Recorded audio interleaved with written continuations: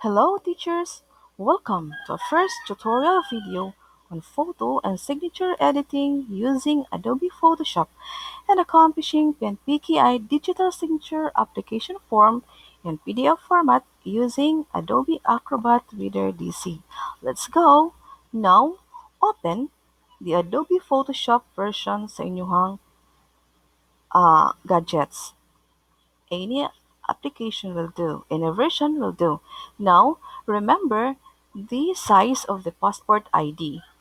Now, click new, file, new. Here, makita nato asa unsa to pag-set ang atong picture ang size niya. So, pwede ta mo gamit og inches, pwede ta mo gamit og centimeter. Now, we will try centimeter. Ang passport size ng centimeter itong gamiton is 3.5 ang iyang width and 4.5 ang iyang height. And we are advised to use 600 ng resolution for the picture. Aron dili siya blurry, high definition siya, dili siya blurry, inig-attach na to sa ato ang application form. Okay? Click OK.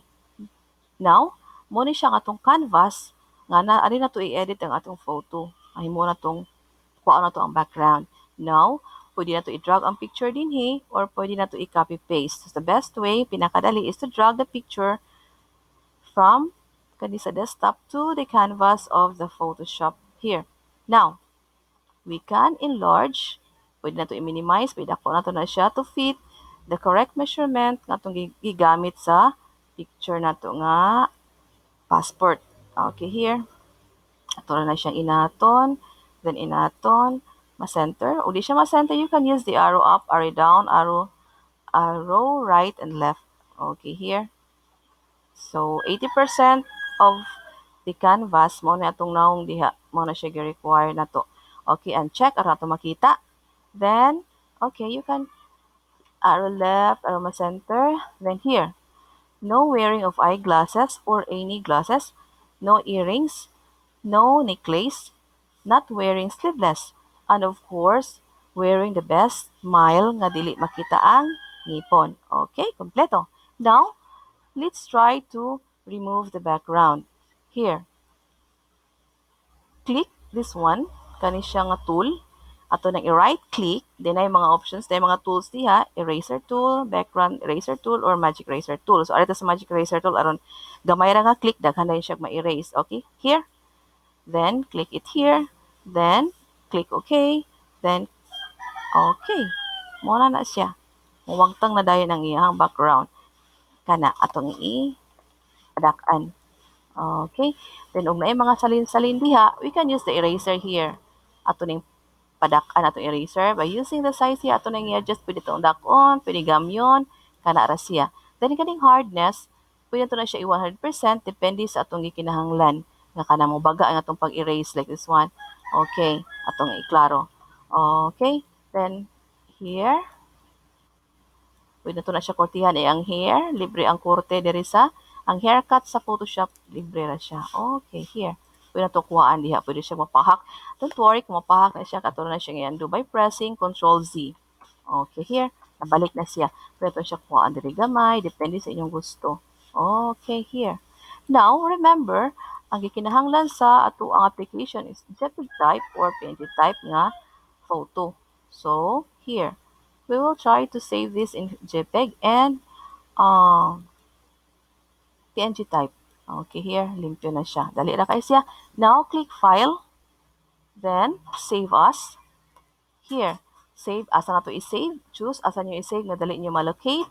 Then, butangan na to na siya, sa man siya, photo.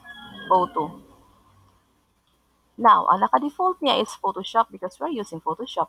But we can choose what file type ang atong gamiton by clicking the arrow down here. Pwede ta mo pili og sa mo to JPEG, na PNG ato ni ana ta mamili dinhi og file type. Now, JPEG, pwede na to na siya. Then click save or atong gamiton ang atong uban nga mga ikinahanglang pin. Okay, then click save. Now, here, atong tan-awon diri sa na ko gi-save daan to save the time. So na dinhi, I am saving the photo by PNG and JPEG type. Now we will compare asa ang mas dako, asa ang mas bugat, this JPEG or ang katong PNG. Now, just click the photo, ato makita dinhi unsa ang iyang item file type niya JPEG file, then ang iyang dimension niya 21, 34, then kana siya. Then ang iyang size is 341 KB. Now, let's try to check PNG. Ang dimension kana same dimension gihapon sa iyang JPEG, pero ang iyang size is 3.42 MB. Now, asay mas bugat, ang JPEG or ang PNG? Or asay mas bugat, ang MB or ang KB? Okay?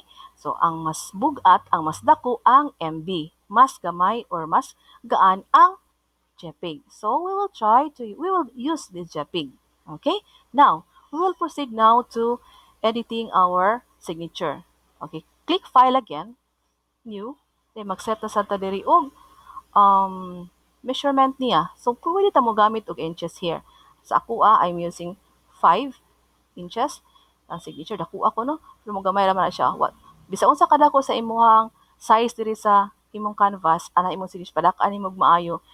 Gamay or dako, attach ana sa ato ang space provided for the signature, mo fit ra gihapon na siya. Pero ang diferensya ana kung atong gamiton dako siya nga canvas, dako siya nga size, then nay problema ana basin dako ang ato niya nga form, dili na to ma-upload kay too large to upload na siya. Okay? 4, then 600 lang gihapon siya aron klaro. Then okay.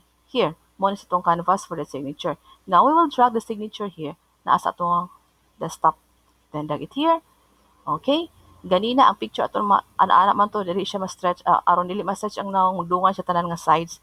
Now here, pwede na to i-check sa ni. Atong i-control, atong i-shift, press shift. Okay, again. Press shift, then i-shift na to na siya, then atong naton ang side nga atong gusto nga inaton, dili siya magdungan. Okay, here. Now, okay.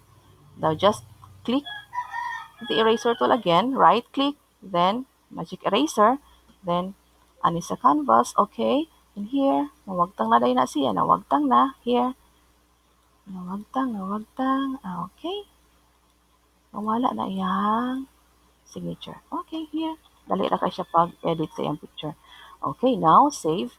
Ato naman na-compare ganina nga, ang atong file, mas bugat ang PNG. So, we will save the file in JPEG type. Okay, SIG. SIG atong gamiton here. Then, JPEG atong gamiton. Then, save. Okay, na atong i-check. Naba diri. Okay, here, naraan atong signature. Now, ready na to fill up the application form. We will open the Pnpki individual application form. Kani siya. Ato nang i-click. Okay, double click or right click. Now, here, ay mga pangutana ani nga dili ko na sila ka-attach sa picture here, dili ko nila ma-attach. Okay, but before filling up the form, we will read the instruction and follow. First, please fill the form in block letter style. So meaning all capital letters ang atong i-fill in diha.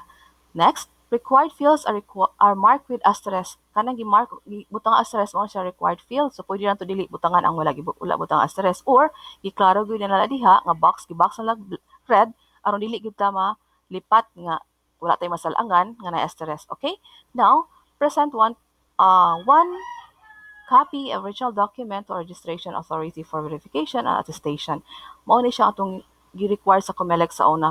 Mo dito man ta first na fill up, but gibalik sa DepEd, gi-turn over sa DepEd, gi-turn over sa DepEd kay mas dali ang iyahang pag-collect sa tanan nga application kung agi DepEd from national office to regional, then division, then district, then school. So matabangan na siya sa nang schools, and of course ang mga school ICT, mga district ICT mo ay nakaila sa mga teachers sa iyang mga kauban sa ilang eskwelahan. Okay, mas dali ang verification and attestation niya. Okay, here. Now, na din nag-require JPEG and PNG. Atong gigamit JPEG na. Just click here to affix the photo. Ang uban, ini-click la diri siya makita. Let's try inyo diha. Makita ba ni siya nga kanang command? Kung wala gani, so meaning you are not using Acrobat Reader DC. Dili DC inyong gigamit. Like akong gigamit before nga di siya ma-open bisan. So ano ko click dito sa picture, mo click lang siya, blink na siya pero dili mo gawas nga kani siya nga command. So meaning akong gi-uninstall to siya, and nag-install ko og Adobe Acrobat Reader DC. Then here, mao na ni siya atong gigamit. So once imong i-click ang picture ani, automatic tang i-redirect kung asa dapita ang file nga atong i-attach. Okay, browse it here. Then atong pangitaon sa desktop. Asa man tong JPEG here. Akong giklaro kay aron di ito malipat sa JPEG ug PNG. Now, just pwede siya i-double click or imong i-click then open. Then ma-attach na diha. Okay? Here. Mo ni siya ang pag-fill up sa atuang pag-attach atong picture. Ug sa inyo ha dia wala ma-attach ni try mo karon, wala ma-attach. So, download again, install na siya ang katong Adobe Acrobat Reader DC. Okay? Here. Mo ni siya ang mga naka-red box, mo ni siya ang required fields. Okay? Nana na fill upan ako daan diri na. Okay, here. Mo ni siya problema dinhi. Last name, kapital na siya tanan, i-go-over lang na siya. Ang kasagaran sa problema, ang nabantayan, submit na nato dito ang atong date of birth. Ang date of birth kasagaran na sayop. Why? Because usually magsuwat ta og date of birth, mag-start ta from month, date, and year. Now, day ang gauna, take note, day, month, and year ang gauna. Day ang gauna. So, we will follow this one kay maglisod man sa cell to, ila man sa lang i-check dito. So, masayop ta ani, ibalik ang atong form, dindugay na sa ta ibalik, i-check na to, mag-upload na sa tagbalik. Okay? Okay, here, timan-i ang just follow the instruction. Then here, ang kani siyang PIN. So, kani siya nga number, wala siya, kung naka-fill up lang uban, nabutahan og dash, i-edit na sa to nato. I-remove ang dash here. Ang uban nga walay 0, okay na to siya. Basta wala siya dash din sa kilid. Dini sa center sa 250-885-936-000 na uban ingon ana. Remove the dash. Pwede ra nato dili imo ang 0. Pwede ra siya 9. Ang pinaka-minimum niya nga characters is 9 digits. Excluded ang mga symbols, whatever nga mga only numbers ang required diha. Okay? Then, mga GSIS, din siya, kanang wala siya red, ato na lang sa langan, just kuha na lang na siya. Then here, organization, agency, company, organizational unit, department, and division. Dili kasagaran nga sayop. Okay, ang atong gitan-aw ba nga videos before, ang atong giunatan ang katong lahi man to nga region, lahi nga division. So, mo to atong gi-follow the instruction, lahi po to siya gyud. Lahi wala gyud emphasize diha ba nga klaro. So, 3 times kuning submit ani for checking, and katupod 3 times pud gibalik, and this is the final lagi siya nga ibutang nato sa atoang kaning sa organization kaning 4O o 4P. Okay, sa organization atong isuwat diri Department of Education Central Visayas, Department of Education dash Central Visayas. Ang uban kay gikama, ibalik ihapon na siya kay dash ipabutang. Uban gi-slash, ibalik ihapon kay dash ipabutang. Okay, now organizational unit atong ibutang diri atong division and the school. Division nato Cebu Province, ang eskwelahan San Juanico Elementary School, and do not use again slash, use dash. Okay, sapot na. Okay, here kaning marital status, employment status, pwede na siya dili na to na ikuan aron mas dili bugat ang atong file unya. Okay, here then kani siya a residential address, naka red box siya. So unit, room, house number, kung namoy house number, just put it here. Kung namoy street, just put it here. Okay, then slash, hindi siya dash na gina, NA. Then, barangay. Then, municipal, kana ikompleto lang na siya na zip code. And the mobile number, wala, look at this one. Ang landline, wala siya gi-red, just because uli man tanan ay landline. Okay? Then, here, ang email sa juan.delacruz.ph. Din kanay po siya ihang alternate email address or katong other nito nga email address, Gmail ba or Yahoo. Wala na ba Yahoo ron? And basin ay mangutana, black makatanang letters ma'am, nga naman ang kanang dipid email nga dili lagi na gagmay lagi na. So mao man siya atong standard nga dipid email. So pwede na po ni atong dakon, pero mao man standard mo atong followhon. Pero ila ra sige hapong i-accept kung ila ang atong i-all caps sa diha. Okay? Here, mo na siya ang hapit na tamahuman. Then here, ni-attach na siya ang atong date sa pag-fill up. Ang place in na fill up, ang atong barangay, atong lupuan. Then, mo appear diretso ang atong name here. Then, sa signature. Sa signature, kung nakabantay po mo sa signature, ang uban diha kay ini-click gihapon nyo diri. Here. Kani, uban na kay gray ang ilang background, na-gray ang background gihapon nila. Wala gihapon nila may edit. So ibalik lang gihapon to, please check ato tong ipa-check na to later. Okay here. So mao na siya ang ato ang final nga signature kana. Now, ilan ning i-check sa national, then murag i-turn over na diri sa lower na kung mas dali ang atong checking o validation. Mao na nag-atas na ta og signature, so kompleto na ta, no? Okay na. Sige, we will kanang save the file. Kani siya, for example, this one, click save we will save the file. Ang atong format sa pag-save sa file, desktop, ang atong format ani, ang family name, kato siya si, okay, again, here, save. Ang family name, De La Cruz, first name, comma din, sa, Juan. Then, wait sa, underscore, then employee number ha, underscore na sad, name of school, then underscore Cebu. Unsa ning Cebu?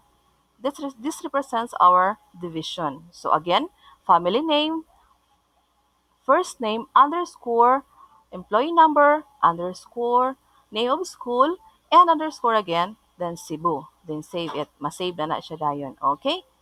Okay na. Okay, here. Now, we'll try to check sa atong form. Ready to submit na to siya for LMS.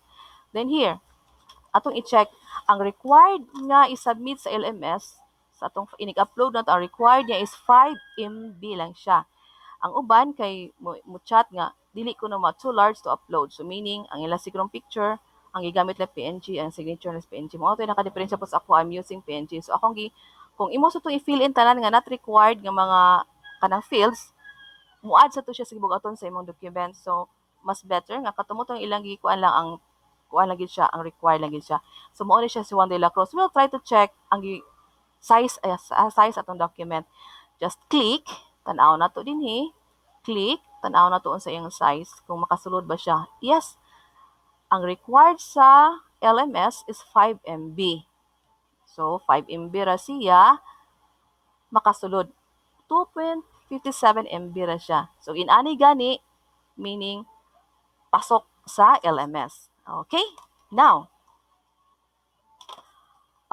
we are now complete accomplishing the digital application form for signature. So we're waiting for the kung ato nang i-assess pa nato na sa ato ang ato pa nang i-upload sa ato ang LMS. So, up next is the tutorial for our submission of Pnpki digital signature application through LMS. See you in my next tutorial. Goodbye.